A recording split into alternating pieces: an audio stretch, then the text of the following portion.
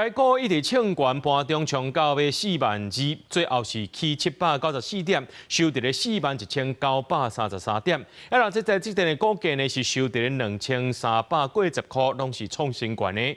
即擺就是驚講這股市傷過熱，一寡證券商呢就把這股票抵押借錢金額縮小。關台證金就表示，對這禮拜開始呢限定10萬塊爾。另外，也有風聲講金管會會來介入，諸位騙金量也出來背會無介入，強調金融機構家己對風險評估也夠限制啊。台股連續4天升關點，這次加權指數開懸加懸，盤中上懸42156點，收盤41933點，接近42000。為4月30收盤39571點，到即馬已經去2300點。電子權值股台積電開盤了，馬上衝到2345塊，收在2310塊，市值達到59.9條大票。日經指數收在62833點，大起3320點。韓國綜合指數7490點，雙雙創新高。現代縮水到10萬。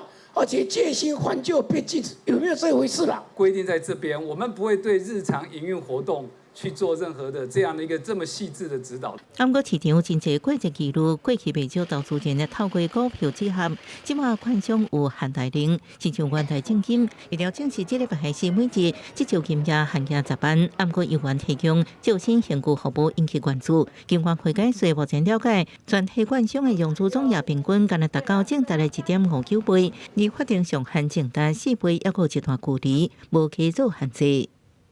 這些所謂的質押的金額，5月中呢，基本上已經突破6700億大關，也是創下史上新高。短線可能一個回檔，那只要回檔10%甚至20%，會出現這些質押潮的被迫追繳。另外，半導體公司聯發科最近因為股價第三級起及到監理指標被列為處置股，為5月7到23改做每5分鐘撮合一擺人工撮合，叫做台股史上次大上大的處置股。